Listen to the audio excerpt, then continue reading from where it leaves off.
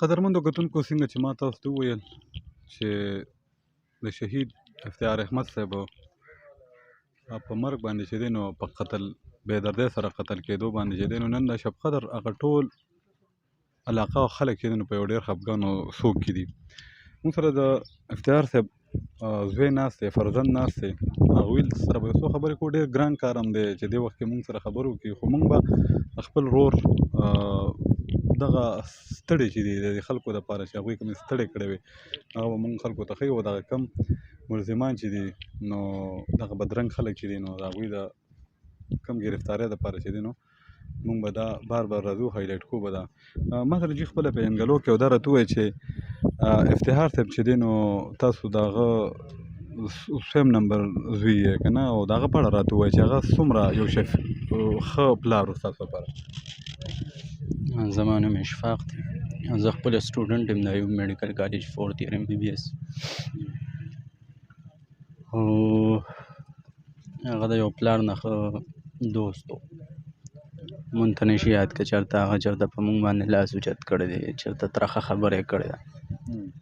ډېر په نرمۍ سره او ډېر په ښه طریقې سره به یې مونږ سمجھولو او ډېره ښه رهنمایي به یې کوله. چېرته چې دی نو چېرته په غلطۍ باندې رټلي نو او ډېر په نرمۍ سره به یې پویولو او ډېر ښکلی تربیت او ډېر ښه سفر د هغه د لاندې مونږ طی کړی او بس ډېر یادېږي پلار، ناقابل تلافي نقصان دی. او مونږ به صبر کوو. څو وروڼه خویندې یې جي؟ مونږ 2 میندې دي، یو چې دی نو مونږ 3 وروڼه 3 خویندې، بل نه چې دی نو یو ورور دی یو خور دی. زما ړومبی نمبر ټولو کې مشر دی.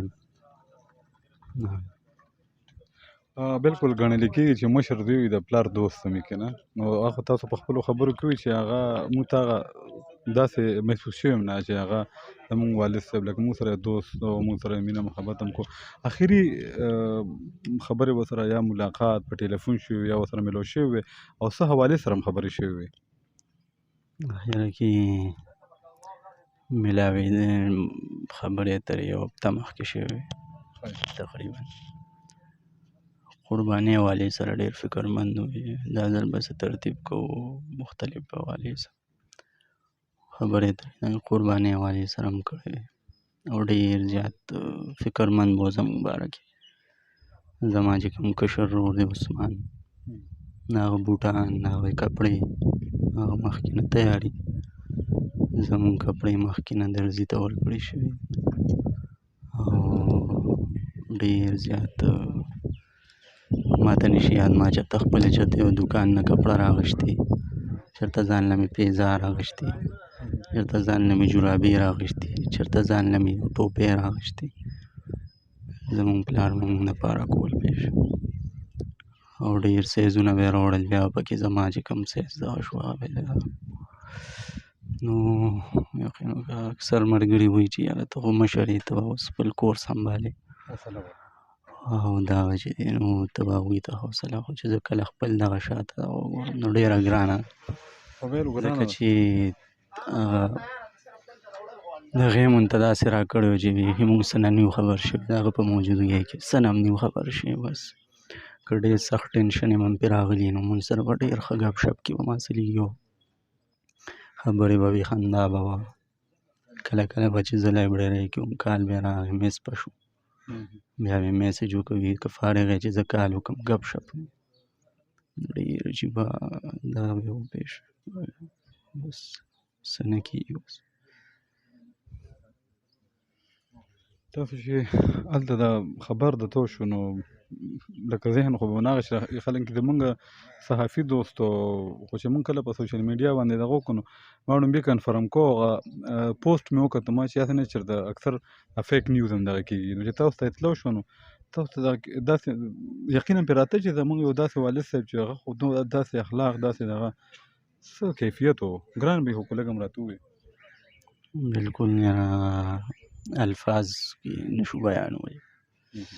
او واقع چې سوچ کې هم دا خبره نه وه که نه چې داسې حادثه به راځي او داسې اچانک به د تقدیر دا کیل کېږي.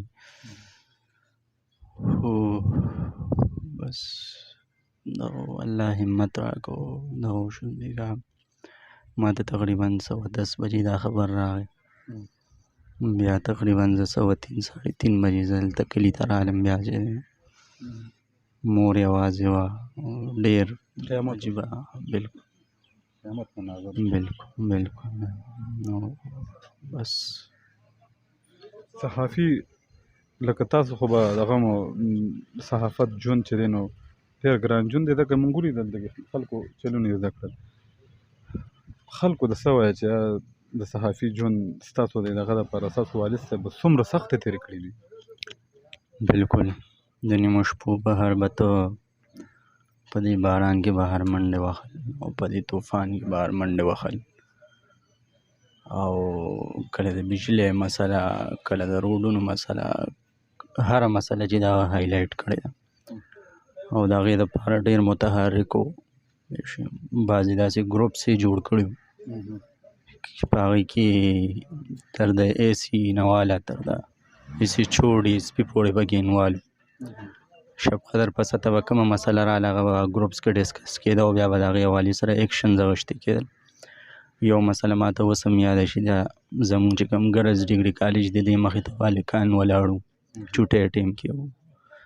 کله چې به ګرلز راتلل کالج ته، هغه مسله چې دوی کله هایلایټ کړه نو خپله چې د AC چو بیا دغه واغېسته، ایکشن پرې واغېسته. بیا به هر چوټۍ ټیم سهار ټیم به بیا پولیس په ولاړ وو او دغه کوم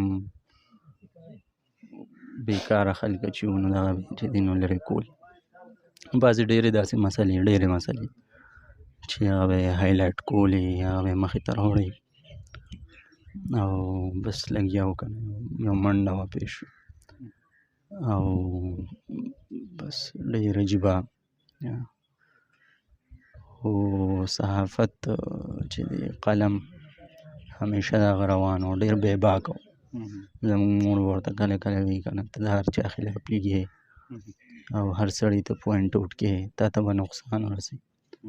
دا خبره ما ته بار بار یادېږي چې دا به یې وایي چې یاره مرګ او ژوند د الله لاس کې دی، مرګ او ژوند د الله لاس کې دی، که هغه هر څوک دی خو زه به همیشه حق سچ وایم.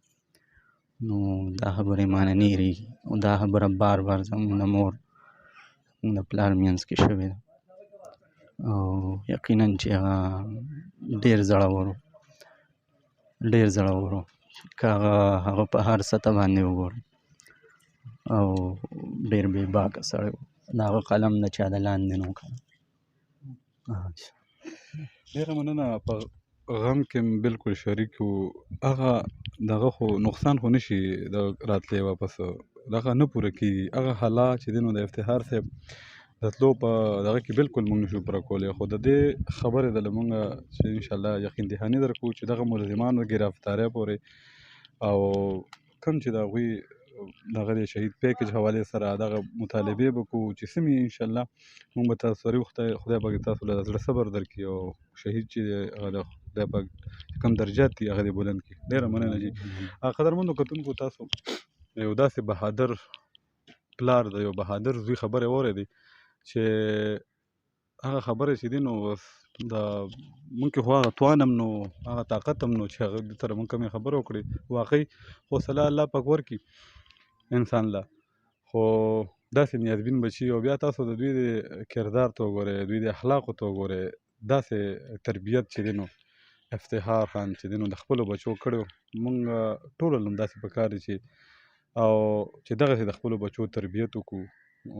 دوی ته خو چې سړی ګوري نو لکه داسې هغه کېږي چې ډېر عجز طبیعته څنګه چې دوی دغسې افتخار صاحب هم خو دغه خبره مې ډېره خوښه شوه چې افتخار صاحب ته به قول د دې زوی چې کور ودانې به ورته ویل چې ته خو چې دی نو هر چا پسې لګې، ایون هغه خلکو پسې چې کم خلک د شب قدر د عوامو دشمنانو، هغه خلک کم چې د مونږ د شب قدر د بچو د مستقل دشمنان.